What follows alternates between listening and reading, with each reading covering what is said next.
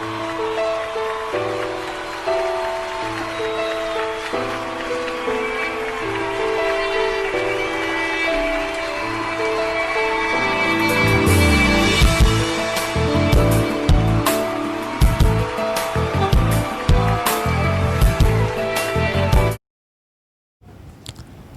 26 அதிகாரம் 17 வசனத்தை வாசிப்போம்.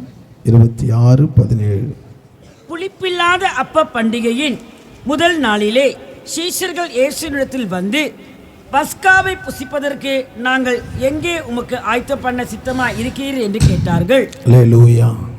நம்ம எல்லாம் கண்களை மூடி ஆண்டவரை நோக்கி பார்ப்போம். ஆண்டவரே, உம்மை ஸ்தோத்திரிக்கிறோம்.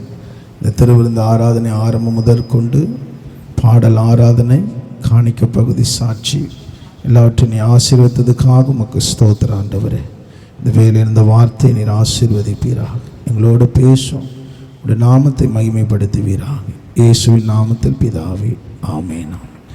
இங்கு சீஷர்கள் பஸ்காவை புசிப்பதற்கு நாங்கள் எங்கே ஆயத்தம் பண்ண சித்தமாக இருக்கிறீர்கள்? அல்லேலூயா.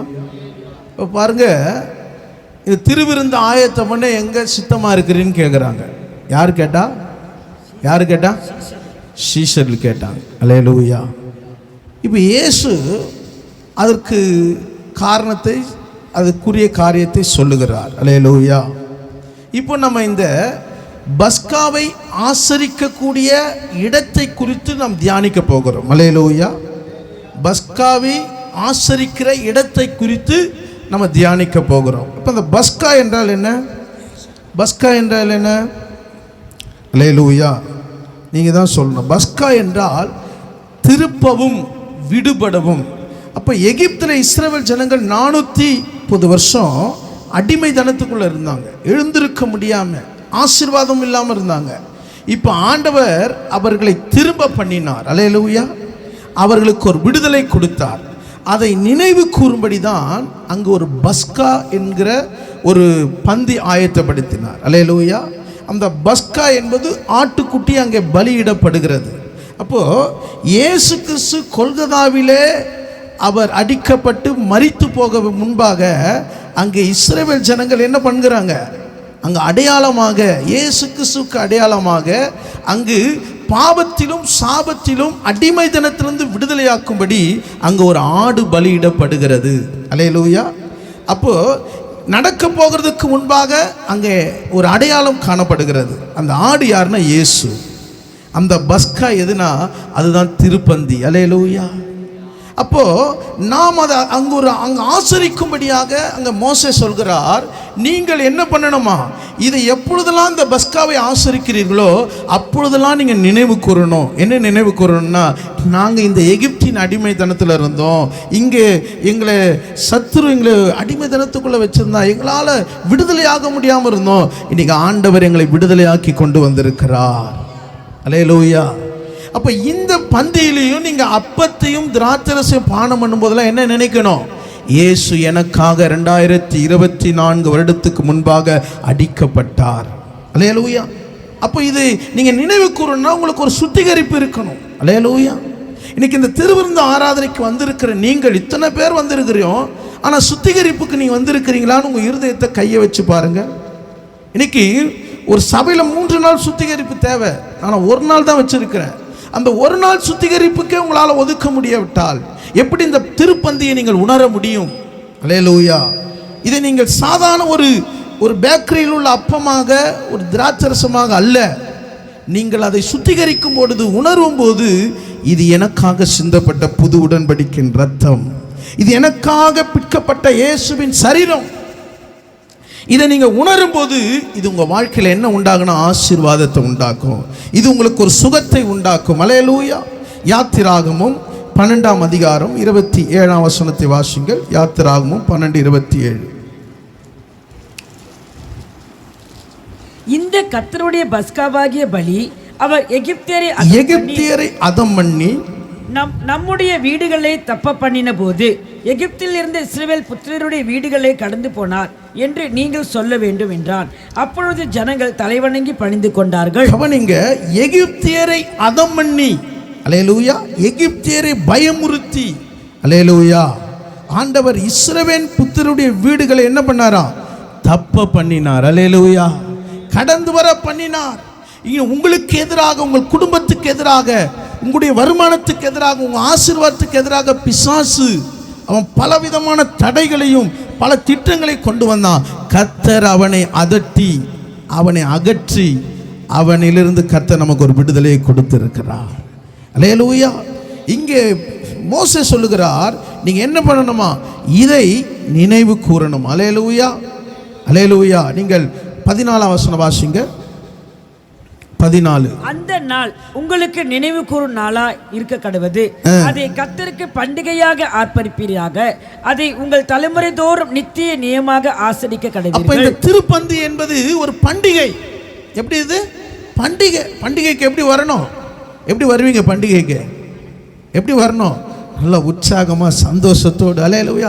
உலகத்தில் அழிந்து போகிற பண்டிகைக்கு அவன் அவ்வளோ வஸ்திரத்தை போட்டுக்கின்னு நல்ல ஒரு உற்சாகத்தோடு விருந்தோடு சந்தோஷத்தோடு வரான். ஆனால் கர்த்தருடைய பண்டிகைக்கு வந்திருக்கிற நம்ம என்ன பண்ணுறோம்? தாமதத்தோடு வரோம். அல்லேலூயா. எப்படி வரணும்? ஆண்டவர் எனக்காக ரத்த சிந்தின்னு இருக்கிறார்ப்பா, நான் கொண்டாடுகிறேன். அல்லேலூயா. தீபாவளிக்கு எதுக்கு கொண்டாடுன்னு தெரில. அல்லேலூயா. கொண்டாட வேண்டியது யாரு?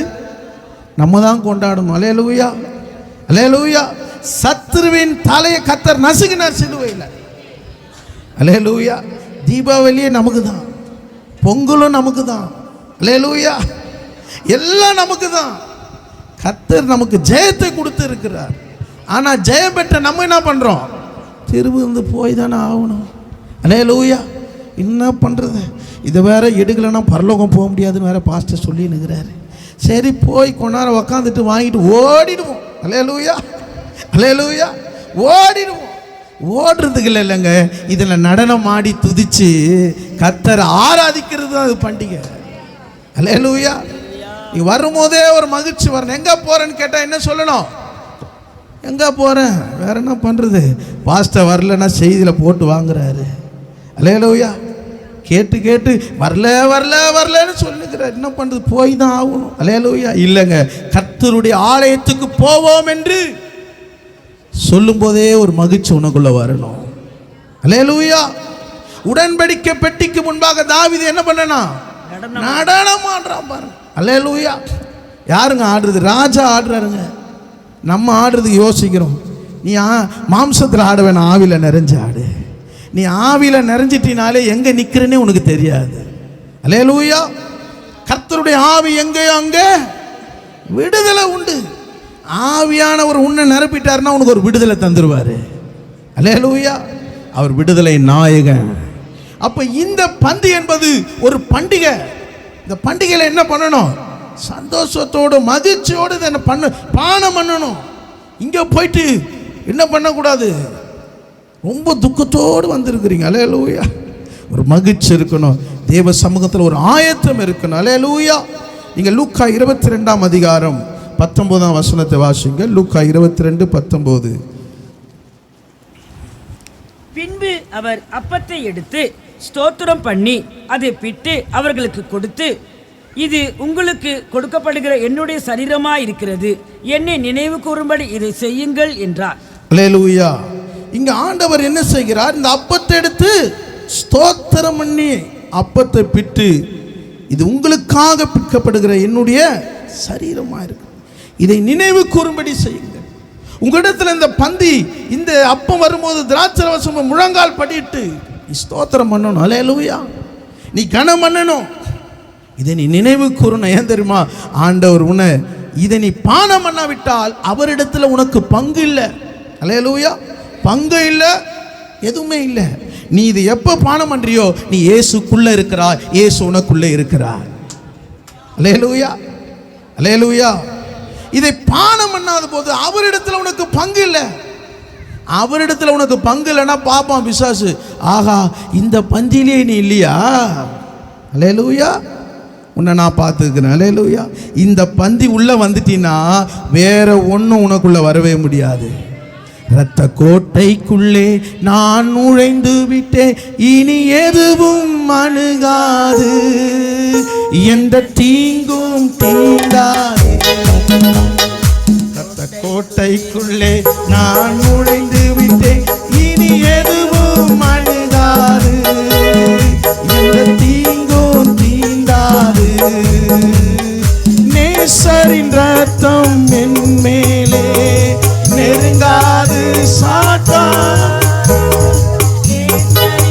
ஆமென். நெருங்காது சாத்தான். பாசமாய் சிலுவையில் பலியானா, பாவத்தை வென்று விட்டார். இயேசு பாசமாய் சிலுவையில் பலியானா, பாவத்தை வென்று விட்டார். இரத்த கோட்டைக்குள்ளே நான் நுழைந்து விட்டேன், இனி எதுவும் அணுகாது, எந்த தீங்கும் தீண்டாது. இரத்த கோட்டைக்குள்ளே நான் நுழைந்து விட்டேன், இனி எதுவும் அணுகாது, எந்த தீங்கும் தீண்டாது. ஹல்லேலூயா. ஆண்டவர் கோட்டைக்குள்ள காலை வச்சிட்டீங்கன்னா எந்த பாகிஸ்தான் ட்ரோனும் மேலே வராது, எந்த அணு ஆயுதமும் உன்னை தொடாது. உன்னை தொடுகிறவன் என் கண்மணியை தொடுகிறான். அல்லேலூயா. அதை உன்னை தாக்க வரும்போது வழி விலகி போயிடும். அல்லேலூயா. ஏன்னா இயேசுவின் ரத்த கோட்டைக்குள்ளே வந்திருக்கிறாய். அல்லேலூயா. எதை குறித்து நீ பயப்பட தேவையில்லை. கர்த்தர் எல்லாத்தையும் திசை திருப்பி விடுகிற தேவன். எகிப்தின் ரதங்களையும் குதிரைகளையும் சமுத்திரத்தின் ஆழத்தில் தானாவே ஊந்துச்சான் பாருங்க. அல்லேலூயா. அவன் சொல்றான், ரதத்தை ஓட்டுறவன் சொல்லுகிறான், இஸ்ரவேலின் தேவன் கர்த்தர் யுத்தம் பண்ணி கொண்டிருக்கிறார். அல்லேலூயா. ஈட்டினால ஆமே எந்த ஆயுதத்தினால என் ஆண்டவர் யுத்தம் பண்ண மாட்டாரு. அவன் சத்துரு தானாவே விழுந்து போயிடுவான். அல்லேலூயா. கர்த்தரை ஆராதிச்சு நீ முன்னாடி போயினே இருந்தா சத்துரு பின்னிட்டு திரும்பி விடுவான். அல்லேலூயா. அவன் சமுத்திரத்தில் தள்ளுண்டு போக பண்ணினார். அவன் சொல்றான், இஸ்ரவேலின் தேவன் யுத்தம் பண்றாரு, நீ சும்மா இரு, கர்த்தர் யுத்தம் பண்ணி கொண்டிருக்கிறார். தேசத்தில் நீங்க நானும் ஜெபம் பண்ணும் போது கர்த்தர் யுத்தம் பண்ணி கொண்டிருக்கிறார். சத்துரு சொல்றான், அவங்க பலவானா இருக்கிறாங்க. அல்லேலூயா. நம்முடைய ஜெபம் வல்லமை உள்ளதுங்க. நீங்க ஜெபிக்க ஜெபிக்க கர்த்தர் உங்க வீட்டை பலப்படுத்தி கொண்டிருக்கிறார், உன் பிள்ளையை பலப்படுத்தி கொண்டிருக்கிறார், உன்னுடைய எல்லையை பலப்படுத்தி கொண்டிருக்கிறார். அல்லேலூயா. கர்த்தர் நல்லவர். எனக்கு அந்த பந்தியை நம்ம தியானிக்கலாம். 3 காரியங்களை தியானிப்போம். இயேசுவோடு கூட பந்தியில் பாரத்தை சுமக்க வேண்டும், இயேசுவின் பந்தியில் தகுதியாக இருக்க வேண்டும், இயேசுவோட பந்தியில் ஆயத்தமாக இருக்க வேண்டும். இயேசுவோடு கூட பந்தியில் பாரத்தை சுமக்க வேண்டும், இயேசுவின் பந்தியில் தகுதி உள்ளவளாக இருக்கணும், இயேசுவோடைய பந்தியில் ஆயத்தமாக இருக்கணும். முதல் காரியத்தை நாம் பார்க்கலாம். மார்க்கு 14ஆம் அதிகாரம் 13ஆம் வசனத்தை வாசி கேட்போம். மார்க்கு 14:13. அவர் தம்முடைய சீசரில் 2 பேரை நோக்கி, நீங்கள் நகரத்துக்குள்ளே போங்கள், அங்கே தண்ணீர் குடம் சுமந்து வருகிற ஒரு மனுஷன் உங்களுக்கு எதிர்ப்படுவான், அவன் பின்னே போங்கள். அவன் எந்த வீட்டில் பிரவேசிக்கிறானோ. போதுமா கவனிங்க. இங்கே பஸ்காவை ஆயத்தம் பண்ணும்படி நீர் எங்கே சித்தமாக இருக்கிறீர் என்று கேட்டார். இப்போ நம்ம இருந்தால் என்ன பண்ணுவோம்? சதாசிவந்தரில் பரிசுத்த பர்வத அக்கினி ஜப வீட்டில் நம்ம என்ன பண்ணுவோம்? ஆயத்தம் பண்ணுவோம். ஆனால் திடீர்னு ஒரு இடத்த நம்ம சொன்னோன்னா அதை என்ன பண்ணணும்? நம்ம ஆயத்தப்படுத்தணும். ஆனால் இயேசு மகா பெரிய தீர்க்கதரிசி. அல்லேலூயா, அல்லேலூயா. இயேசுவோடு கூட இருக்கிறவன் எப்படி இருக்கணும் தெரியுமா? எப்படி இருக்கணும்? அவர் ஒன்று சொன்னார்னா அதுக்கு மறு பேச்சே இருக்கக்கூடாது. அல்லேலூயா. அவர் சொன்னதுபடியே போனோம் அட்ரஸை. அல்லேலூயா. இருக்குதோ அந்த அட்ரஸ் இருக்குதோ இல்லையோ, ஆனால் அங்கே இருக்கும். என் ஆண்டவர் சொல்ல ஆகும், அவர் கட்டளையிட்டால் நிற்கும். ஆண்டவரிடத்தில் வந்து சந்தேகத்துக்கு இடம் இருக்கக்கூடாது. அல்லேலூயா. ஆண்டவர் ஆராதிக்கும் போது ஆண்டவருடைய வார்த்தை உன்னிடத்தில் வரும்போது ஆண்டவர் உன்னோட பேசி கொண்டே இருப்பார். அதை நீ விசுவாசித்து நீ பெற்றுக்கொள்ளும் போது அப்படியே நீ போனீன்னா கர்த்தர் உனக்கு ஒரு ஜெயத்தை தருவார். இங்கே கேட்குறாங்க, எங்க சித்தமா இருக்கிறீர்? இயேசு சொல்லுகிறார், 2 பேரை நோக்கி நகரத்துக்கு போங்க, அங்கே தண்ணீர் குடம் சுமந்து வருகிற ஒரு மனுஷன் உங்களுக்கு எதிர்ப்படுவான், அவன் பின்னே போங்கள் என்றார். அல்லேலூயா. அப்போ இந்த பந்தியை ஆசரிக்கிற ஒரு இடம் எப்படிப்பட்ட ஒரு இடமா இருக்கணும்னா, பாரத்தை சுமக்கிற ஒரு பந்தியில் இருக்க வேண்டும். அல்லேலூயா. இயேசு பாரம் நிறைந்தவரா இந்த பந்தியில் இருந்தார். அல்லேலூயா. இன்னைக்கு வந்திருக்கிற உங்களுடைய வாழ்க்கையில் இந்த மாதத்தில் இந்த 2வது இந்த பந்தியில் வந்திருக்க உனக்கு ஒரு பாரம் இருக்கணும். என்ன பாரம் இருக்குன்னா, இயேசு உன்னை எதற்கு தெரிந்து கொண்டார், எதற்கு உன்னை அழைத்திருக்கிறார், எதற்கு உன்னை ரட்சித்திருக்கிறார், ஏன் உன்னை திரும்ப திரும்ப ஆண்டவரோடு இடைப்பட்டு கொண்டிருக்கிறார். ஒரு ஆத்ம பாரம் உனக்குள்ளே இருக்க வேண்டும். அல்லேலூயா. இன்னைக்கு எந்த பாரமே இல்லை, எந்த எனக்கு எதிர்பார்ப்புமே இல்லாமல் நம்ம இருக்கக்கூடாது. அல்லேலூயா. அப்போ இயேசு பாரம் நிறைந்தவராக இந்த பந்தியில் என்ன பண்ணுறாரு? ஆசையாக இருக்கிறார். அல்லேலூயா. தன் சீஷரோடு கூட இந்த பந்தியில் என்ன பண்ணுறாரு பாருங்க. தண்ணீர் சுமந்து கொண்டு வருகிற ஒரு மனுஷன் உங்களுக்கு எதிர்படுவான். அல்லேலூயா. அவன் பின்னாடியே போங்கள் என்று சொல்லுகிறார். அப்போ இந்த பந்தியில் அனுசரிக்கிற வந்திருக்கிற உங்களுக்குள்ள ஒரு பாரத்தை சுமக்கக்கூடிய இருதயம் உங்களுக்குள்ள இருக்க வேண்டும். அல்லேலூயா. என்னுடைய குடும்பம், என்னுடைய பிள்ளைகள் இப்படி சுயநலமாக அல்ல. ஆண்டவர் இந்த தேசத்தை குறித்த பாரம், இந்த பட்டணத்தை குறித்த பாரம், நான் என்னை சுற்றில் இருக்கிற ஜனம், சபையை குறித்த ஒரு பாரம் அல்லேலூயா உங்களுக்குள்ளே இருக்க வேண்டும். அல்லேலூயா. அப்படி ஒரு பாரம் உங்களுக்குள்ளே இல்லாமல் இருக்குதா? நீ ஆண்டவரிடத்தில் கேட்கணும். ஆண்டவரே, என்னை ரட்சித்து இருக்குங்க, என்னால் ஊழியம் செய்ய முடியல, என்னால் ஜெபிக்க முடியலை, ஏதோ நான் இந்த பந்தியில் அனுசரிச்சுட்டு போகிறேன், என்னால் ஒரு பிரயோஜனமே இல்லாமல் இருக்குது ஆண்டவரே. அப்படி ஒரு உணர்வு உங்களுக்குள்ளே இருக்கணும். சீஷர்கள் அப்படி இருந்தாங்க. அல்லேலூயா. ஏதோ ஒரு பஸ்கா, இது ஆட்டுக்குட்டி அங்கே பலியிடப்பட்ட ஒரு பஸ்கா, மோசே காலத்தில் நியமித்த ஒரு நியமனம் சொல்லி அனுசரிக்க வருகிறார்கள். ஆனால் இது ஒரிஜினலாக இயேசு தன்னை மரிக்க போகிறார் என்கிற பாரம் இல்லாதவளாக இருந்தாங்க. அல்லேலூயா. இன்னைக்கு ஆண்டவருக்குள்ளே இருந்த பாரத்தை உங்களுக்கு கொடுக்கிறார். அல்லேலூயா. அல்லேலூயா. அப்போ இந்த பந்தியில் வந்திருக்கிற நமக்குள்ள இயேசு சீக்கிரம் வரப்போறாரு. யுத்தங்களும் கொள்ளை நோய்களும் பஞ்சங்களும் தேசத்தில் வரப்போகிறது. அப்போ அவரை நினைவு கூறுகிற நீங்கள் என்ன பண்ணணும்? ஒரு ஆத்ம பாரத்தோடு. உன் வீட்டுக்குள்ள ஒரு பாரம் இருக்கிறதா? உன்னுடைய வாரத்தில் தேவ சமூகத்தை நீ தேடுகிறாயா? இல்லை ஏதோ நான் நாளைய ஞாயிற்றுக்கிழமை வந்துட்டேன், இல்லை, உன்னை ஒரு ஆயத்தப்படுத்தி கொண்டு இருக்கிறார். நோவா பாருங்க, தன் குடும்பத்தை பேழைக்குள் ஆயத்தப்படுத்தினான். ஆனால் பெரிய ஆபத்தில் கர்த்தர் அவங்க குடும்பத்தை கர்த்தர் பாதுகாத்தார். அல்லேலூயா. இன்னைக்கு ஏதோ எங்கோ நடக்கிறது இல்லை, எங்கேயோ நடக்க போகிறது, நம்முடைய எல்லைகளை நடக்க போகிறது. ஆனால் நாம் பாதுகாப்பாக இருக்கிறோமா? தேவ சமூகத்தை நோக்கி பார்க்கிறோமா? தேவன் நமக்கு வைத்திருக்கிற தீர்மானங்களை நாம் கடைபிடிக்கிறோமா? என் வாழ்க்கையில் கர்த்தரை தினம் தேடுறேனா? இன்னைக்கு ஆண்டவர் வந்தா நான் போவதுக்கு எனக்குள்ள ஒரு பாரம் இருக்கிறதா? அல்லேலூயா. என்னால் 1 மணி நேரம் ஜெபம் பண்ண முடியுதா? அல்லேலூயா. அன்பான சபையே, எனக்கு ஒரு பாரம் இருக்கணும். உனக்குள்ள ஒரு ஸ்தோத்திரம் வருதா? உனக்குள்ள ஒரு விண்ணப்பம் வருதா? அல்லேலூயா. இயேசுக்குள்ள அவருக்குள்ள ஒரு பாரம் வந்திருந்து தன்னோடு இருக்கிற சீஷர்களை என்ன பண்ணாரு? அவர் பலப்படுத்தினே கொண்டு இருக்கிறார். மனுஷகுமாரன் கடந்து போக போகிறார், அவர் அடிக்கப்பட போகிறார், அவர் ஆயத்தப்பட வேண்டும். அல்லேலூயா. இன்னைக்கு எப்படிப்பட்ட ஒரு பாரத்தோடு இருக்கிற? வீட்டுக்கு போன உடனே நம்முடைய விருப்பத்தின்படி இருக்கிறோமா? இல்லை, உனக்குள்ள ஆண்டவர் ஒரு திட்டத்தை வச்சிருக்கிறார். அல்லேலூயா. அல்லேலூயா. என்னாகும் 11ஆம் அதிகாரம் எடுத்துக்கொள்ளுங்கள். என்னாகும் 11ஆம் அதிகாரம்.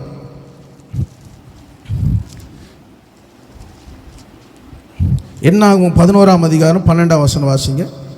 இவர்களுடைய பிதாக்களுக்கு நான் ஆணையிட்டு கொடுத்த தேசத்துக்கு நீ இவர்களை முளை உண்ணுகிற பாலகனை தகப்பன் சுமந்து கொண்டு போவது போல உன் மார்பிலை அணைத்து கொண்டு போ என்று நீர் என்னோட சொல்லும்படி இந்த ஜனங்களை எல்லாம் கர்ப்பம் தரித்தானோ, இவர்களை பெற்றது நானோ. கவனிங்க, இந்த ஜனங்கள் ஆண்டவர் நடத்த சொன்னாரு. ஆனா சொல்லும் போது ஆண்டவர் என்ன சொல்றாரு? நீ இவர்களை முளையுண்கிற பாலகனை தகப்பன் சுமந்து கொண்டு வது போல. இவர் நினைச்சாரு, ஓ, பால் குடிக்கிற குழந்தை, தூக்கி சுமக்கிற குழந்தை, எது சொன்னாலும் நம்ம பேச்சை கேட்கும் அப்படின்னு நினைச்சு இவர் என்ன பண்ணாரு? இவர்களை வழி நடத்தலாம்னு நினைச்சாரு. இப்போ பிள்ளைங்க என்ன கேட்குது? பால் கேட்குதா? என்ன கேட்குது? உங்களுக்கு தான் கேட்குறேன். இப்போ குழந்தையா இருக்கும் போது பிள்ளைங்க பால் கேட்கும் போது என்ன பண்ணுவோம்? குடின்னு ஒரு புட்டி பால் கொடுப்போம். அல்லேலூயா. இப்போ பிள்ளைங்க என்ன கேட்குது? சிக்கன் 65 கேட்குது. ஒரு நாள் கேட்டால் பரவாயில்ல, வாரம் ஃபுல்லாக கேட்டால் என்ன பண்ணுது? ஒரே அழுவுது. அல்லேலூயா. குழந்தையா இருக்கும்போது தூக்கி என்ன பண்ணுறோம்? பால் கொடுத்து அழாது. இப்போ என்ன பண்ணுது? இது அழுவுது தாங்க தலை டிப்ரெஷன் ஆகுது. அல்லேலூயா.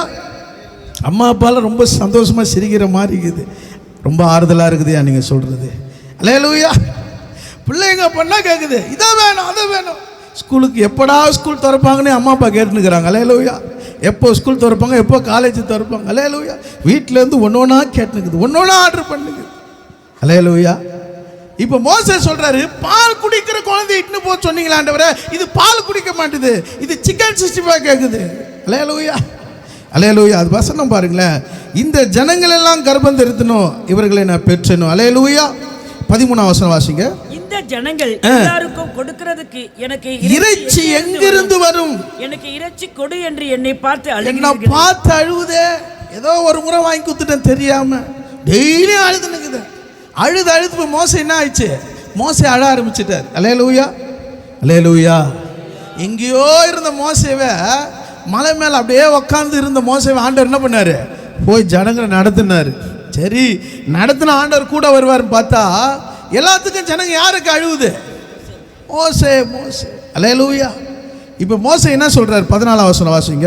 இந்த ஜனங்கள் எல்லாரையும் நான் ஒருவனாய் தாங்க கூடாது, இது மிஞ்சின பாரமாய் இருக்கிறது. அல்லேலூயா. இது எனக்கு மிஞ்சின பாரமா. யோசிச்சு பாருங்க. இப்போ ஒரு தேவ மனுஷனை கர்த்தர் அழைக்கிறார், ஊழியத்தில் அழைக்கிறார். உன்னை ஆண்டவர் தெரிந்து கொண்டு இருக்கிறார். நான் ஆண்டவரை தேடுறேன், ஆண்டவருடைய சமூகத்தில் வர ஊழியம் செய்றேன். ஏன் எனக்கு இவ்வளவு பிரச்சனை, ஏன் இவ்வளவு பாரம்? அல்லேலூயா. ஏனென்றால் உன்னை ஒரு தகப்பனை போல மாற்றுகிறார், ஒரு தந்தையை போல கர்த்தர் உன்னை மாற்றுகிறார். இவ்வளோ கோடிக்கணக்கான ஜனங்களுக்கு கர்த்தர் உணவு கொடுக்கிறார், தேவையை சந்திக்கிறார். அனுதினம் பிரச்சனை எல்லாம் கர்த்தர் தீர்வு செய்து கொண்டிருக்கிறாரு. ஒரு குடும்பத்தை கொடுத்து உன்னை நடத்தும் போது உனக்கு இவ்வளோ பிரச்சனை வருது, இதுக்கே நீ சோர்ந்து போகிறாயே. அதனால தான் மோசேக்கு என்ன பண்ணாரு? இதை நடத்த சொன்னார். அல்லேலூயா. மோசே சொன்னாரு, என்ன சொல்றாரு? ஆண்டவரே, என்னால தாங்க முடியாது, எனக்கு மிஞ்சின பாரமா இருக்கு. அல்லேலூயா. எந்த மனுஷனும் இன்னொருவருடைய பாரத்தை சுமக்கவே முடியாது. அல்லேலூயா. ஆனால் எல்லா பாரத்தையும் சுமந்தவராக இயேசு கிறிஸ்து அந்த பஸ்காவிலே சீஷர்களோடு பேசி கொண்டிருக்கிறார். அல்லேலூயா. அவருக்கு இந்த மனுக்குலத்தை குறித்து பாரம், நமக்கு நம்ம தேசத்தை குறித்து பாரம். ஆனால் உலக நாடுல இருக்கிற எல்லா ஜனங்களை குறித்து இயேசுக்கு பாரம். ஒருவரும் கெட்டு போவது தேவ சித்தம் அல்ல, ஒருவரும் நரகத்துக்கு போவது ஆண்டவர் சித்தம் இல்லை. அல்லேலூயா.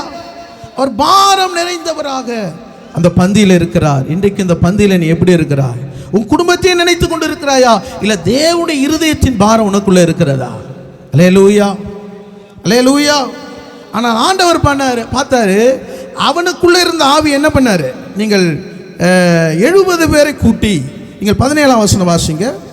அப்பொழுது நான் இறங்கி வந்து அங்கே உன்னோட பேசி, நீ ஒருவன் மாத்திரம் ஜனங்களின் பாரத்தை சுமக்காமல் உன்னோட கூட அவர்களும் அதை சுமப்பதற்காக உன்மேல் இருக்கிற ஆவியை அவர்கள் மேல் வைப்பேன். அல்லேலூயா. இன்னைக்கு ஆண்டவர் உங்கள் மேல ஒரு ஆவியை கொடுத்திருக்கிறார், பரிசுத்த ஆவியானவர். அல்லேலூயா. எதுக்குமா கொடுத்துருக்கிறாரு? எது கொடுத்துக்கிறாரு? அந்நிய பாஷை பேசிட்டு நல்லா ஆராதனை பண்றதுக்கா? ஆண்டவருடைய பாரத்தை சுமக்கிறதுக்கு, இந்த உலகத்தில் வர பிரச்சனையை சமாளிக்கிறதுக்கு, உனக்கு வருகிற அந்த சிலுவையை நீ சுமக்கிறதுக்கு ஆண்டவர் உனக்கு பரிசுத்த ஆவியின் அபிஷேகத்தை கொடுத்திருக்கிறார். அல்லேலூயா. அல்லேலூயா. அதனால தான் சொல்றேன், நீ ஆவியில நிறைந்து நீ ஜெபம் பண்ணு, அந்நிய பாஷை பேசி ஜெபம் பண்ணு. அல்லேலூயா. ஏனென்றால் இந்த உலகத்தில் இருக்கிற பிரச்சனையும் பாரமும் உன்னால தாங்கவே முடியாது. அல்லேலூயா. இங்க மோசே சொல்றான், ஆண்டவரே நான் மரிச்சு போறேன், ஆண்டவரே என்னால இந்த ஜனங்களோடு முறையிட முடியாது. அப்படி இருந்த மோசையை கர்த்தர் பாரப்படுத்தினார். அல்லேலூயா. தங்களை கெடுத்து கொண்டிருந்தார்கள், விக்கிரகத்துக்காக தங்களை விட்டு கொண்டிருந்தார்கள். ஆண்டவர் அவர்களை அழிக்கும்படியா இருந்தார்.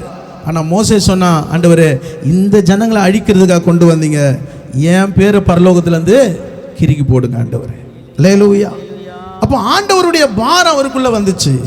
இன்னைக்கு அன்பான சபையாரே, இன்னைக்கு உனக்குள்ள ஒரு ஆத்தும பாரம் இருக்க வேண்டும். உனக்குள்ள அந்த ஆத்தும பாரம் தான் உன் குடும்ப பாரத்தெல்லாம் கர்த்தர் ஆண்டவர் சுமப்பார்.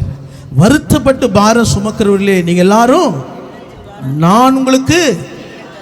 அல்லேலூயா. உங்க எப்படிப்பட்ட வருத்தமா இருந்தாலும் நீ தேவ சமூகத்தில் வந்து உன் இருதயத்தை ஊற்றினா கர்த்தர் உனக்கு ஒரு இளைப்பாறுதலை தருவார். அல்லேலூயா. ஒரு தேவ மனுஷன், வல்லமையாய் பயன்படுத்தப்பட்ட ஒரு தேவ மனுஷன், அவருக்குள்ள பாருங்க ஒரு பாரத்தை நான் காட்டுகிறேன். 2 கொரிந்தியர் 12ஆம் அதிகாரம், 2 கொரிந்தியர் 12ஆம் அதிகாரம் எடுத்துக்கொள்ளுங்க.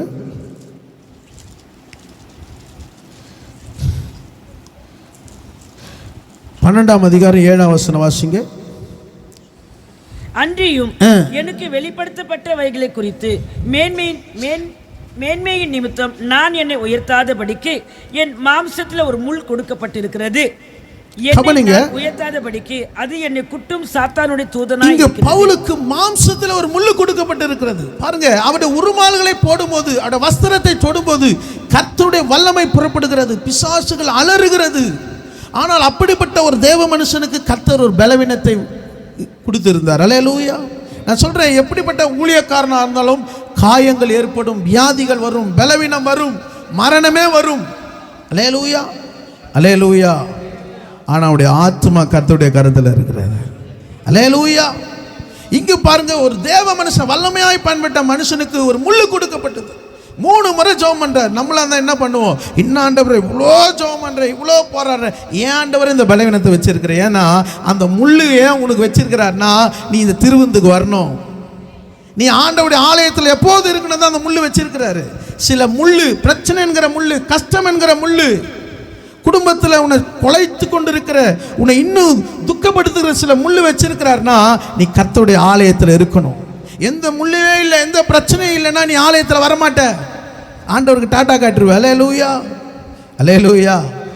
ஏன் சில முள்ளு வச்சிருக்கிறார்னா, நீ கர்த்தருடைய நடுவில் வந்து கர்த்தரை நீ ஆராதிக்கணும். அல்லேலூயா. 3 முறை ஜெபம் பண்றாரு, கர்த்தர் அந்த முள்ளு எடுத்து போடல. அல்லேலூயா. அதனால பவுல் கோச்சிக்கினாரா? அல்லேலூயா. நீங்க வாசிங்கள், 9ஆம் வசனம் வாசிங்க. அதற்கு அவர், என் கிருபை உனக்கு போதும், பலவீனத்திலே என் பலன் பூரணமாய் விளங்கும் என்றார். ஆகையால் கிறிஸ்துவின் வல்லமை என் மேல் தங்கும்படி என் பலவீனங்களை குறித்து நான் மிகவும் சந்தோஷமா மேன்மை பாராட்டுவேன். இப்படி சந்தோஷம் யாருன்னா படுவீங்களா? பலவீனம் குறித்து சந்தோஷப்படுவீங்களா? ஐயா நான் சந்தோஷமா இருக்கணும்னு ஆலயத்துக்கு வரேன், நான் சந்தோஷம் இல்லை ஆலயத்துக்கு வர மாட்டேன்னு சொல்றீங்களா? ஆனால் பவுல் சொல்றார், என் பலவீனங்களை குறித்து நான் சந்தோஷமாய் மேன்மை பாராட்டுகிறேன். ஏன் அந்த பலவீனத்தில் சந்தோஷமா மேன்மை பாராட்டுனா, ஆண்டவருடைய வல்லமை உண்மையில் தங்கும். அல்லேலூயா. இங்கே சொல்லுகிறார், ஆண்டவரை இந்த முள்ளை எடுத்து போடுங்க. ஆண்டவர் சொல்றார், என் கிருபை உனக்கு போதும், உன் பலவீனத்தில் என் பலன் பூரணமாய் விளங்கும். அப்போ உங்கள் வாழ்க்கையில் நீ ஆண்டவரை தேட தேட சில பலவீனம் உனக்குள்ளே இருக்கும். ஆனால் அந்த பலவீனத்தில் கர்த்தரை நீ முறுமுறுக்காம, கர்த்தரை தூசிக்காம, கர்த்தரை நீ ஆராதிப்பனா, கர்த்தருடைய வல்லமை உண்மையில் இறங்கும், உன்னுடைய கூடாரத்தின் மேல் இறங்கும். கர்த்தர் உன் எல்லையில் அந்த எல்லையில் அவனுடைய வல்லமை நான் நிறைந்திருக்கும். அல்லேலூயா, அல்லேலூயா, அல்லேலூயா. பவுல் பாருங்க, அப்படி ஒரு முள்ளை வச்சிருக்கிறாரு. ஆனாலும் அவர் சொல்றாரு, என் பலவீனங்களை குறித்து நான் மேன்மை பாராட்டுகிறேன். இன்னைக்கு உனக்கு வருகிற பலவீன குறித்து, உனக்கு வருகிற பிரச்சனையை குறித்து நீ என்ன பண்ணுங்க? முறுமுறுத்து கொண்டு இருக்கிறாயா? இல்லை, சத்தியம் என்ன தெரியுமா? அதில் நீ மேன்மை பாராட்டணும். ஆண்டவரே, இந்த பலவீனத்திலும் இந்த கஷ்டத்திலும் நீங்க என்ன நேசிக்கிறீங்க ஆண்டவரே. வேதம் சொல்லுகிறது, யோசேப்பு சிறைச்சாலையில் இருந்தான், கர்த்தர் அவனோடு சிறைச்சாலையில் இருக்கிறாரு. யோசிச்சு பாருங்க, நம்ம யாருன்னா சிறைச்சாலையில் போயிட்டான்னா சொல்கிறோம், இவன் எதனா தப்பு செஞ்சுருப்பான், இவன் கண்டிப்பாக பண்ணியிருப்பான். ஆனால் யோசேப்பு சிறைச்சாலையில் இருந்தாலும் கர்த்தர் அவனோடு கூட இருக்கிறார். என் ஆண்டவர் அக்கினியில் போட்டாலும் அங்கே இருப்பார், சிறையில் போட்டாலும் இருப்பார். ஏனென்றால் அவருக்காக யாரெல்லாம் அந்த பாதையில் போகிறாங்களோ அவர் அவர்களோடு கூட நடந்து போகிறார். நீ கண்ணீரோடு போகிற ஆண்டவரும் கூட வந்து தான் இருக்கிறாரு. அல்லேலூயா. நீ கைவிடப்பட்டு இருக்கிற உன் கூட நடந்து தான் வந்து இருக்கிறாரு. அல்லேலூயா. யோசேப்போடு கூட சிறையில் கர்த்தர் இருந்தார். எல்லா கண்களில் தயவு கிடைத்தது. அக்கினியில போட்டாங்க. ஆனா ராஜா பார்க்குற 3 பேர் தானே போட்டோம், 4வது யாரியா? 4வது என் கர்த்தர். அல்லேலூயா. உன்னை எங்கெல்லாம் உன்னை நிந்திக்கிறாங்களோ அங்கே இயேசு இருக்கிறாரு. எங்கெல்லாம் நீ கண்ணீர் விடுகிற அங்கே இருக்கிறாரு. எங்க நீ பலவீனப்படுகிற அங்கே இருக்கிறார். இயேசு தூரமா இருக்கிறவர் அல்ல, அந்த பாதையில கரத்தை பிடிச்சு நடக்கிறாரு. நீ விசுவாசிக்கணும். அதனால தான் அந்த ஆண்டவருடைய பாரத்தை நீ சுமக்கணும். அல்லேலூயா. யோவான் ஆண்டவருடைய மார்பில் சாய்ந்து கொண்டிருந்தான். அல்லேலூயா. சாய்ந்து கொண்டிருந்தான். இயேசு கடைசியில் உயிர் தெழுந்த பின்பு சீசர்களை சந்திக்க வருகிறார். கூடவே இருந்த பேதுரு இயேசுவை அடையாளம் பார்க்க முடியல. ஆனா கூட இருந்த யோவான் சொல்றான், வந்திருக்கிறவர் கர்த்தர். ஏன் தெரியுமா? அவன் மார்பில் சாய்ந்து கொண்டிருந்தான். ஆண்டவருடைய மார்பில் சாய்ந்து இருந்தா, ஆண்டவர் மேல அன்பு வைத்திருந்தா, இயேசு எங்க இருக்கிறார் உனக்கு தெரியும். அன்பில்லாதவன் தேவன் அறியான். தேவன் அன்பாகவே இருக்கிறார். இந்த நடுவில் எங்க இருக்கிறார்னா, நீ அவரை நேசிக்க அவர் உன் நடுவில் வந்து கொண்டு இருக்கிறார். அல்லேலூயா, அல்லேலூயா. அப்ப அவர் சுமந்து கொண்டு சொல்றார், இந்த சுமந்து கொண்டு ஒரு பின்பற்றி பின்னே போங்கள் என்று சொல்லப்பட்டிருக்கிறது. வாசிங்கள் யோவான் 19ஆம் அதிகாரம் 17ஆம் வசனம். யோவான் 19:17.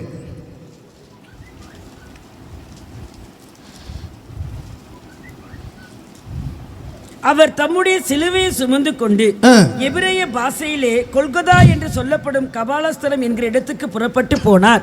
கவனிங்க, தம்முடைய சிலுவையை சுமந்து கொண்டு அவர் எங்க போகிறாரு? கொல்கொதா. அல்லேலூயா. அவர் சிலுவையை சுமந்து கொண்டு போகிறாருங்க.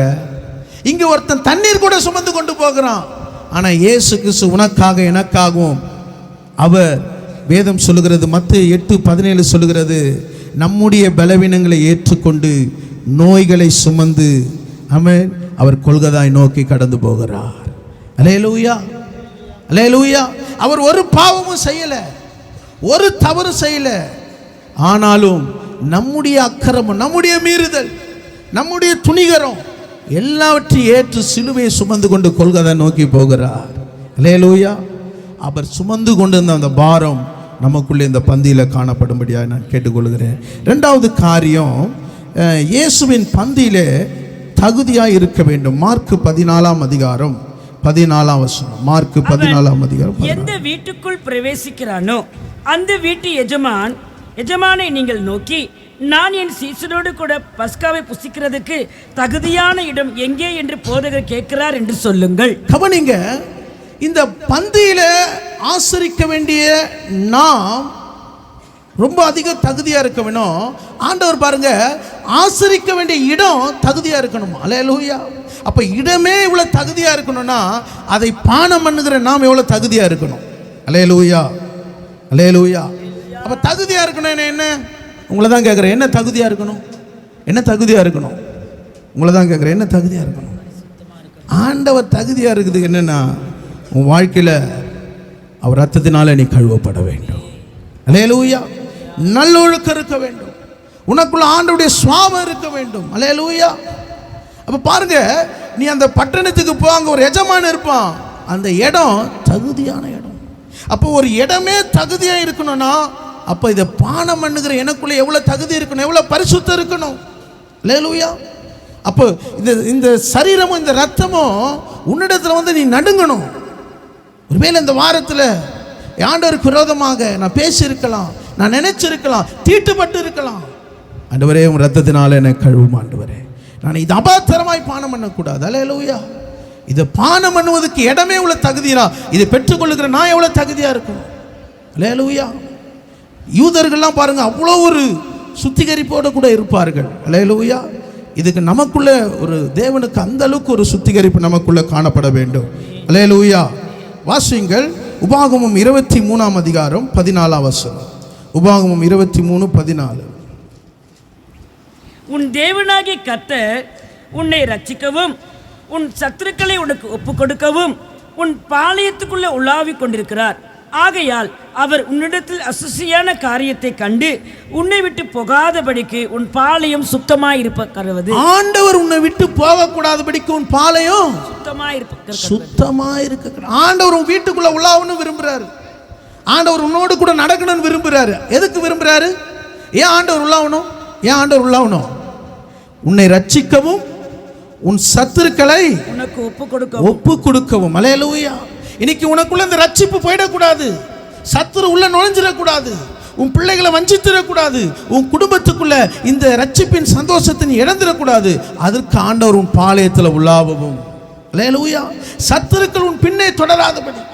எவ்வளோதான் உழைச்சாலும், இவங்களால எனக்கு பிரச்சனை, வேலையில் பிரச்சனை, வீட்டில் பிரச்சனை, சத்துரு உன்னை தொடாதபடிக்கு அந்த சத்துரு உன்னிடத்தில் ஒப்பு கொடுக்கவும். அல்லேலூயா. ஆண்டவர் பாளையத்தில் உலாவி கொண்டிருக்கிறார்.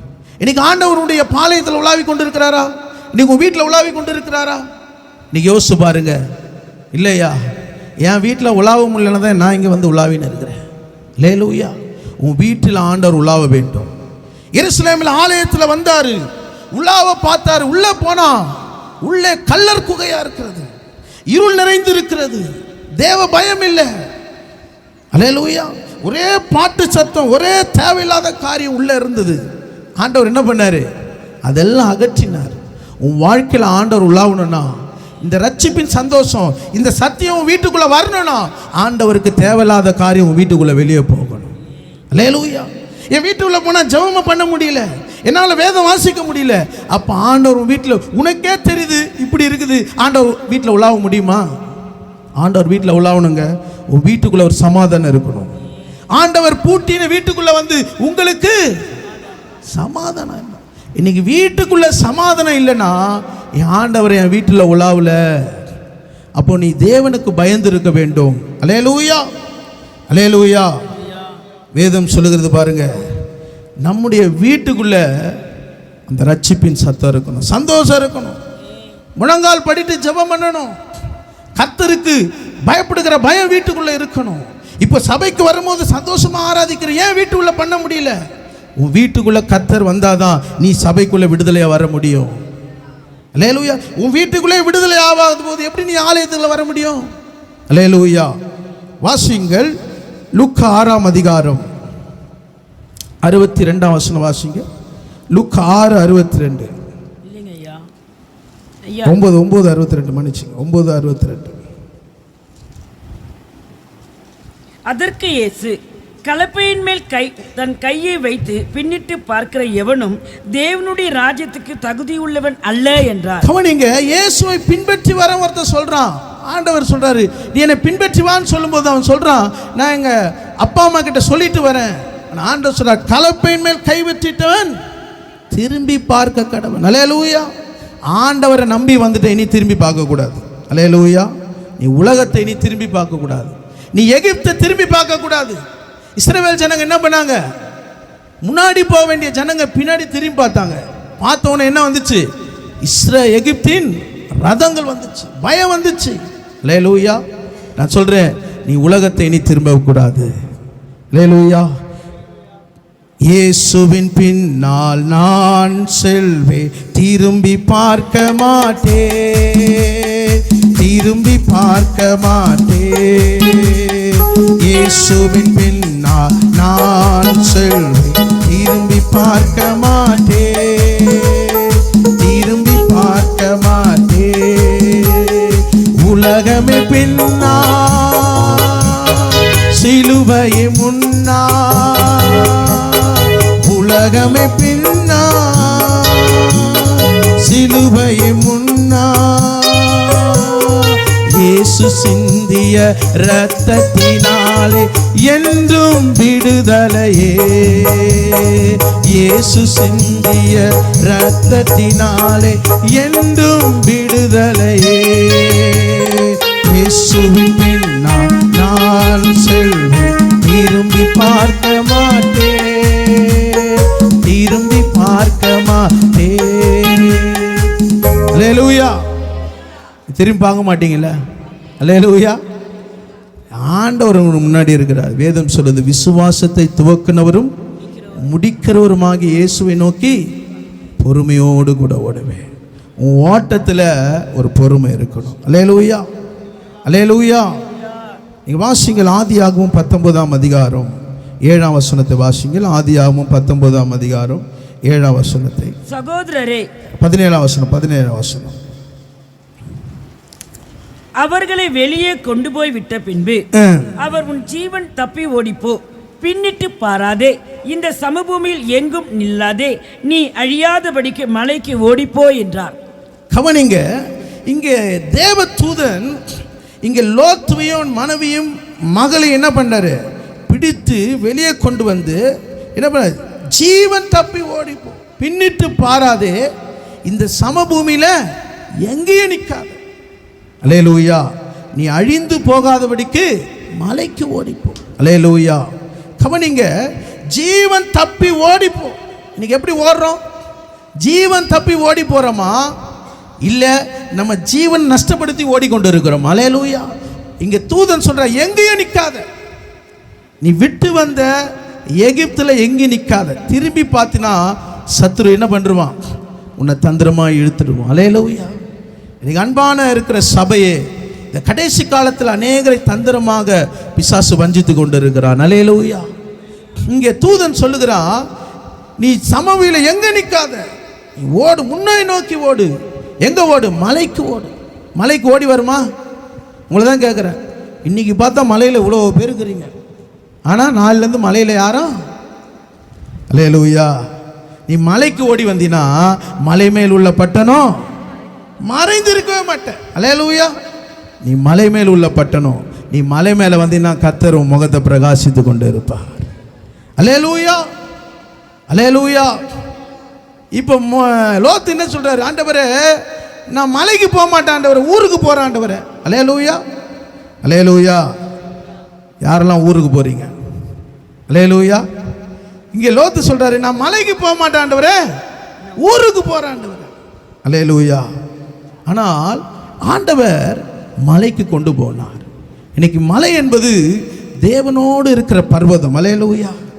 பரிசுத்த பர்வதம், அடைக்கப்பட்டிருக்கிற வானம், அடைக்கப்பட்டிருக்கிற இடத்தை கர்த்தர், அந்த பர்வதத்திலிருந்து கர்த்தர் வானம் திறக்கப்படுகிற ஒரு அனுபவத்தை உனக்கு தருகிறார். அல்லேலூயா.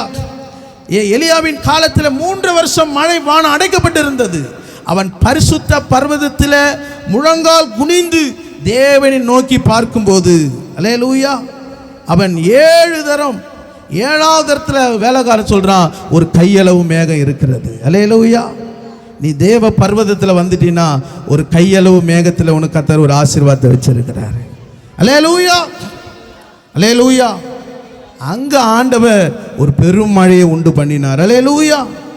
அப்போ நாம் என்ன செய்யக்கூடாது? பின்னிட்டு பார்க்க கூடாது. அல்லேலூயா. நாம் என்ன செய்ய வேண்டும்? தகுதியாக இருக்க வேண்டும். 1 கொரிந்தியர் 9ஆம் அதிகாரம் 24ஆம் வசனம் வாசிங்க. 1 கொரிந்தியர் 9:24. பந்தய சாலையிலே ஓடுகிறவர்கள் எல்லோரும் ஓடுவார்கள், ஆகிலும் ஒருவனே பந்தயத்தை பெறுவான் என்று அறியீர்களா? நீங்கள் பெற்றுக்கொள்ளத்தக்கதாய் ஓடுங்கள். அல்லேலூயா. உங்க வாழ்க்கையில நீ ஓடுகிறது எப்படி ஓடணுமா? பெற்றுக்கொள்ளத்தக்க, வீணா ஓடக்கூடாது. அல்லேலூயா. நான் சொல்றார், பவுல் சொல்றார், நான் நிச்சயம் இல்லாதனாய் ஓடேன், நான் பெற்றுக்கொள்ளத்தக்கதாய் ஓடுகிறேன். இன்னைக்கு ஆண்டவருடைய சமூகத்தில் ஓடி வந்திருக்கிறேன். நீ ஆண்டவரிடத்தில் கேட்கிற காரியத்தை ஆண்டவர் உனக்கு தரப்போகிறார். இந்த பந்தியில நீ தகுதியா இருந்துட்டீனா, இந்த பந்தியில நீ சுத்திகரிப்போடு கூட நீ இருந்துட்டீனா, நீ கேட்கிறதை கர்த்தர் உனக்கு கொடுப்பார். அல்லேலூயா. நீங்கள் வாசிங்க 25ஆம் வசனம். பந்தயத்துக்கு போராடுகிற யாவரும் எல்லாவற்றிலையும் இச்சையடக்கமாய் இருப்பார்கள். அவர்கள் அழிவுள்ள கிரீடத்தை பெறும்படிக்கு அப்படி செய்கிறார்கள். நாமோ அழிவில்லாத கிரீடத்தை பெறும்படி ஓடுகிறோம். அல்லேலூயா. இன்னைக்கு வந்திருக்கிற தேவ சமூகத்தில் ஏன் உனக்கு தகுதி?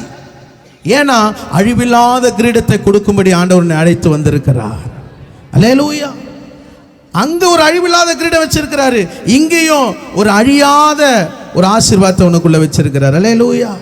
அப்ப இங்கேயும் நீ ஆண்டவருக்கு உன்னை தகுதிப்படுத்தும் போது, உன்னை ஆண்டவர் உன்னை தேறின ஒரு பாத்திரமாய் மாற்றும் போது, நீங்க கேட்கிற காரியத்தை கர்த்தர் உங்களுக்கு கொடுக்க வல்லமை உள்ளவராக இருக்கிறார். அல்லேலூயா. 3வது காரியத்தை பார்க்கலாம். மார்க் 14ஆம் அதிகாரம் 15ஆம் வசனம் வாசிங்க. மார்க் 14:15. கம்பள முதலானவைகள் விரித்து ஆயத்த பண்ணப்பட்டிருக்கிற விஸ்தாரமான மேல் வீட்டறை உங்களுக்கு காண்பிப்பான். அங்கே நமக்காக ஆயத்த பண்ணுங்கள் என்று சொல்லி அனுப்பினார். அல்லேலூயா.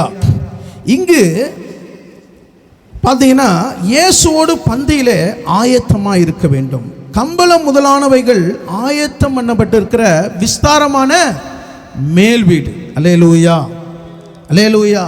பாருங்க, இந்த பந்தியை ஆசரிக்கிறதுக்கான ஒரு சின்ன வீடு பார்க்கல, விஸ்தாரமான ஒரு வீடு, ஒரு மேலறை. அல்லேலூயா. கம்பளம் முதலானவைகள் ஆயத்தம் பண்ணப்பட்டு இருக்கிற, யோசிச்சு பாருங்க. அப்போ ஆண்டவரை அனுசரிக்கிற பந்தியில நம்ம எப்படி இருக்கணும்னா, மேலறை என்பது தேவனால் பரிசுத்தவான்களால் நிரப்பப்பட்ட ஒரு இடம். அல்லேலூயா. அல்லேலூயா. அப்போ அந்த நிரப்பப்பட்ட அந்த இடம் எப்படி இருக்கணுமா?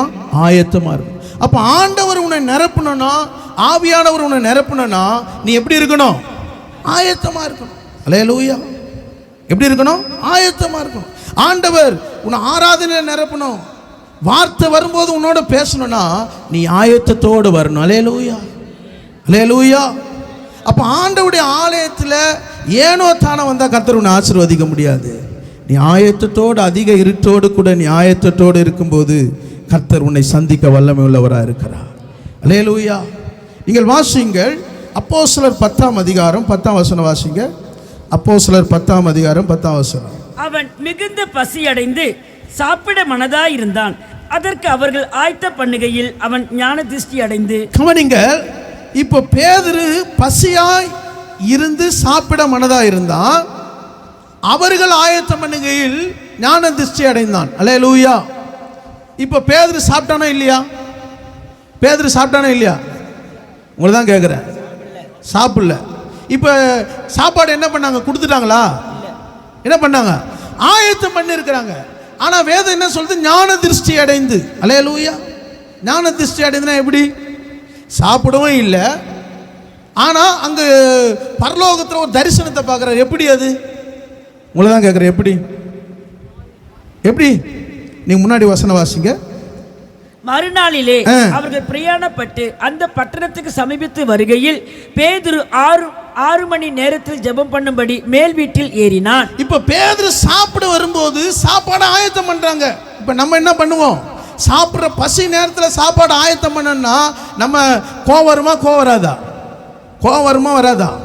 ஒரு 4 வார்த்தை நறுக்குன்னு திட்டிட்டு தான் என்ன பண்ணுவோம்? சாப்பாடு ரெடி ஆகிட்ட பேர் சாப்பிடுவோம். அல்லேலூயா. நான் சொல்கிறது புரியுதா இல்லையா? இப்போ நேரம் நம்ம 1 மணிக்கு சாப்பிட்ற ஆள், இப்போ 1 மணிக்கு சாப்பாடு ஆயத்தம் பண்ணுறேன்னு செய்தி வருது. என்ன பண்ணுவோம்? இன்னும் 2 மணிக்கு சாப்பாடு செய், நான் பொறுமையாக சாப்பிட்றேன்னு சொல்கிறவங்களாம் ஒரு அலையிலையா சொல்லுவோம்? அல்லேலூயா. நாளைக்கு 2 மணிக்கு ஆயத்தப்படுத்தலாம். அல்லேலூயா. ஆனால் அந்த சாப்பாட்டு பிரச்சனை சாப்பாடு நேரத்தில் தான் என்ன வரும்? கோவம் வரும். அல்லேலூயா. அல்லேலூயா. ஆனால் அந்த நேரத்தில் பேதுரு என்ன பண்ணுறாரு? என்ன பண்ணுறாரு? ஜெபம் வரும். அது நல்ல பசி இருக்குது. அந்த நேரத்தில் ஜெபமே பண்ண மாட்டோம். ஆனால் வேதம் சொல்கிறது பேதுரு ஜெபம் பண்ணுகையில் வானம் திறக்கப்பட்டது. அல்லேலூயா. யோசிச்சு பாருங்க. அப்போ அபிஷேகத்தை பெற்றா உனக்கு சோதனை வரும். எந்த நேரத்தில் வரும் தெரியாது. வீட்டிலேருந்து வரும், போகிற வேலை ஸ்தலத்தில் வரும். அல்லேலூயா.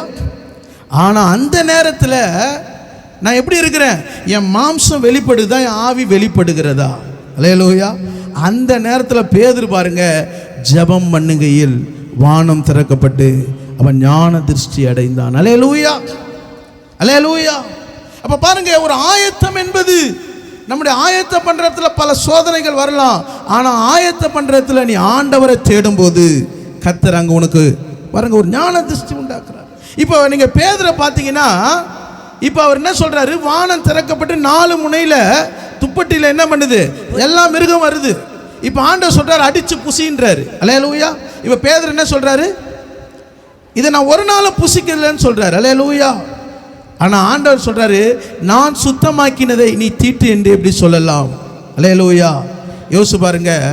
இவர் சரீரத்தில் இருக்கிற தீட்டு என்று சொல்லுகிறார், ஆனால் ஆண்டவர் ஆவியில சுத்தம் பண்றாரு பாருங்க. அல்லேலூயா. யோசிச்சு பாருங்க. இவர் யூதரோடு கூட நெருங்காதவர், யூதரோடு கூட கலவாதவர், ஆனால் ஆண்டவர் என்ன பண்றார்? நான் சுத்தமாக்கினதை நீ எப்படி தீட்டு என்று சொல்லலாம்? அல்லேலூயா. வாசிங்கள் ஆதியாகமம் 25ஆம் அதிகாரம் 29ஆம் வசனம் வாசிங்க. ஆதியாகமம் 25:29. ஒரு நாள் ஏசா வெளியிலிருந்து களைத்து வந்தபோது யாக்கோப்பு கூழ் சமைத்து கொண்டிருந்தான். அப்பொழுது ஏசா யாக்கோப்பை நோக்கி, இந்த சிவப்பான கூழிலே நான் சாப்பிட கொஞ்சம் தா, இளைத்திருக்கிறேன் என்றான். இதனாலே அவனுக்கு ஏதோம் என்கிற பெயர் உண்டாயிற்று. கவனிங்க, ஏன் இதை சொல்லுகிறேன்? சாப்பாட்டு விஷயத்தில் பேதுரு என்ன பண்ணா? சரீரத்தை ஜெயிச்சான். ஆனால் ஏசா சாப்பாட்டு விஷயத்தில் என்ன பண்ணிட்டான்? தான் ஆசீர்வாதத்தை இழந்துட்டான். கவனிக்கிறீங்களா? கவனிங்க. இப்போ பேதுரு பாருங்க, சாப்பாட்டு விஷயம் தாமதமாக இருக்குது, களைப்பு வருது. அந்த நேரத்தில் ஜெபம் பண்ணி ஆவியில் பலப்பட்டான், வானம் திறக்கப்பட்டுச்சு. ஆனால் ஏசாவுக்கு களைத்து வருகிறான்.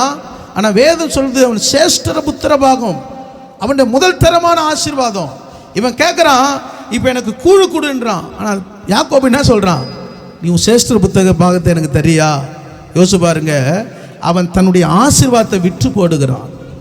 உனக்கு வருகிற சோதனையில், உனக்கு வர்ற சாப்பாட்டு விஷயத்தில் கூட ஆண்டவருடைய சத்தியத்தை விட்டு போடுறாது. புரியுதா சொல்றது? அல்லேலூயா. பேதுரு ஆவினால் நிரப்பப்பட்டான், ஆனால் பசியாய் இருந்த நேரத்தில் ஆவியானவருக்கு இடம் கொடுத்தான், கர்த்தர் வானம் திறக்கப்பட்டது. ஆனால் ஏசா பசியான நேரத்தில் தான் சேஷ்ட புத்திர பாகத்தில் நான் சாவ போறேயா, எதுக்கு இந்த ஆசீர்வாதம் சொல்லி தன் ரட்சிப்பை விற்று போட்டுட்டான். இன்னைக்கு அன்பான சபையே, உனக்கு கொடுக்கப்பட்ட இந்த ரட்சிப்பை எந்த உணவுக்கோ எந்த விக்கிரகத்துக்கு முன்னாடி நீ விற்று போடக்கூடாது. இயேசு உனக்கு விலையாக சிலுவையில் ரத்தம் சிந்தி அவர் பஸ்காவில் ஆயத்தப்படுத்தின இந்த பந்தியில் நீ தகுதியாக இருக்கணும், ஆயத்தத்தோடு. அல்லேலூயா. ஒரே ஒரு காரியத்தை சொல்லி நான் முடிக்கிறேன். மத்தேயு 26:9 வாசிங்க. மத்தேயு 26:9 வாசிங்க. இந்த தைலத்தை உயர்ந்த விலைக்கு விற்று தரித்திரருக்கு கொடுக்கலாமே என்றார்கள். கவனிங்க, இந்த தைலத்தை விற்று 300 காசு கொடுக்கலாமே, நீ தரித்திரருக்கு கொடுத்திருக்கலாம் சொல்லி யார் சொல்றது? யூதாஸ் சொல்றான். அல்லேலூயா, அல்லேலூயா. யோசிச்சு பாருங்க, அவன் தரித்திரை குறித்து சொல்லாமல் அவன் திருடனானபடியினால், அல்லேலூயா, அவன் இயேசுவோடு கூட உண்டு உறங்கி படுத்து எல்லாம் இருந்தான், சத்தியத்தை நல்லா பெற்றுக்கொண்டான். ஆனால் அவனுக்குள்ள என்ன மைண்ட் இருந்தது தெரியுமா? பண மைண்டே இருந்தது. அல்லேலூயா. சத்தியத்தை என்ன பண்ண வாசிங்க, அதே அதிகாரத்தில் நீங்கள் 26ஆம் அதிகாரம் நீங்கள் 15ஆம் வசனம் வாசிங்க, 14 வாசிங்க. 14. அப்பொழுது 12 ஒருவனாகிய யூதாஸ் காரியோத் என்பவன் பிரதான ஆசாரியரிடத்துக்கு போய், நான் அவரை உங்களுக்கு காட்டி கொடுக்கிறேன், நீங்கள் உங்களுக்கு காட்டி கொடுக்கிறேன், நீங்கள் எனக்கு என்ன கொடுக்கிறீர்கள் என்றான். அவர்கள் அவனுக்கு 30 வெள்ளிக்காசுக்கு உடன்பட்டார்கள். அல்லேலூயா. யோசிச்சு பாருங்க, இதை தரித்திரு கொடுத்திருக்கலாமே, ஏழை கொடுத்திருக்கலாமே சொன்ன யூதாஸ் காரியத்து இந்த சம்பவத்தில் என்ன சொல்றான்? ஆசாரியிடத்துல போய் நான் இயேசுவை காட்டி கொடுக்கிறேன், எனக்கு என்ன கொடுக்குறீங்க? அல்லேலூயா. ஆனா உள்ள என்ன இருக்குது? உள்ள என்ன இருக்குது? பணம், உலக இச்சை, உலக வாழ்க்கை. ஆனா வெளியே யாரோட பந்தியில் இருக்கிறான்? இயேசுவோட பந்தியில் இருக்கிறான். உலக சிநேகம் தேவனுக்கு விரோதமான பகை. வெளியில பார்த்தா அப்போஸ்தலன், இயேசுவோட சீசன், இயேசுவோட கொடுக்கிறான், அவன் நிதி வச்சுன்னு இருக்கிறான். அல்லேலூயா. ஆனா சொல்றான், அவன் பேசுறத பார்த்தா அப்படியே உருகுற மாதிரி பேசுறான். இது ஏழை கொடுத்துருக்கலாம்ப்பா, சர்ச்சு கொடுத்துருக்கலாம்ப்பா, ஏன்பா ஆண்டவருக்கு மேலே ஊத்துறப்பா, எதுக்கு இதெல்லாம் வேஸ்டா ஆண்டவர் மேலே? ஆனா இந்த சம்பவத்திலேயே 14ஆம் வசனத்தில் ஆசார் இடத்துல போய் நான் இயேசுவை காட்டி கொடுக்க போகிறேன், எனக்கு என்ன கொடுக்குற? அல்லேலூயா. இயேசுவை, சத்தியத்தை விற்று இயேசுவை காட்டி கொடுத்தான். அல்லேலூயா. உனக்குள்ள ஒரு ஆயத்தம் இருக்குமானா நீ சத்தியத்தை ஒரு நாள் விட்டு கொடுக்க கூடாது. எந்த சூழ்நிலை வந்தாலும், எந்த கஷ்டம் வந்தாலும் இயேசுவை நீ விட்டு கொடுக்கவே கூடாது. யூதாஸ் அந்த பந்தியில இயேசு விட்டு கொடுத்தான், பிசாசு அவனுக்குள்ள புகுந்தான். இந்த அப்போஸ்தல ஊழியத்தில் அவன் பேர் இல்லை. அல்லேலூயா. இன்னைக்கு நீ எதை விட்டு கொடுக்கிறாய்? யாருக்காக நீ இயேசு விட்டு கொடுக்கிற? இந்த உலக கலாச்சாரத்துக்காக இயேசு விட்டு கொடுக்கிறாயா? இந்த உலக வேலைக்காக இயேசுவை நீ விட்டு கொடுக்கிறாயா? நீ எந்த சூழ்நிலை இயேசு விட்டு கொடுக்கவே கூடாது. பணம் இன்னைக்கு வரும், நாளைக்கு போவோம், ஆனால் இயேசு கடைசி வரைக்கும் உன்னோடு கூட இருக்கிறார். எல்லா தேவ சமூகத்தில் கண்களை மூடி ஆண்டவரை நோக்கி பார்க்கலாம். Thank you Jesus. இந்த பந்தியில் இயேசு அவளோடு கூட பேசிக்கொண்டு இருக்கிறத நாம் பார்த்தோம். அல்லேலூயா. பாரத்தை சுமக்க வேண்டும், தகுதியாக இருக்க வேண்டும், ஆயத்தமாக இருக்க வேண்டும். இந்த பந்தியை நீ ஒவ்வொரு முறையும் நினைவு கூறும்போது நீ இயேசுவோடு கூட இருக்கிற என்பதை உணர்கிறாய். நீ பந்தியில் இல்லைனா இயேசுக்கு உனக்கு பங்கு இல்லை, இயேசுவோட உனக்கு உறவு இல்லை, இயேசுவோட உனக்கு ஐக்கியம் இல்லை. இன்னைக்கு இந்த பந்தியில் நீ தூரமாக இருப்பாயனா, இயேசுவே இந்த பந்தியில் நான் உன்னோடு இருக்கிற ஆண்டவரே. யூதாஸ் கூடவே இருந்து இந்த பந்திக்கு தூரமாயிட்டான். அன்பான சபையே, இன்னைக்கு இந்த பந்திக்கு இடத்தை குறித்து நம்ம தியானித்தோம். அந்த இடத்துக்கு ஒருவன் தண்ணீர் சுமந்து கொண்டு போனான், பாரத்தை பார்த்தோம். அந்த இடத்தை தகுதியாக இருக்கிற இடத்தை பார்த்தோம். கம்பளம் முதலானவைகள் விஸ்தாரமான ஒரு ஆயத்தமான இடத்தை கவனிங்க. ஒரு ஆயத்தம் எல்லாம் முழங்கால் படிடும், எல்லாம் முழங்கால் படிடும், எல்லாம் முழங்கால் படிடும், எல்லாம் முழங்கால் படிடும், எல்லாம் ஒப்பு கொடுப்போம், எல்லாம் ஒப்பு கொடுப்போம். Thank you Jesus.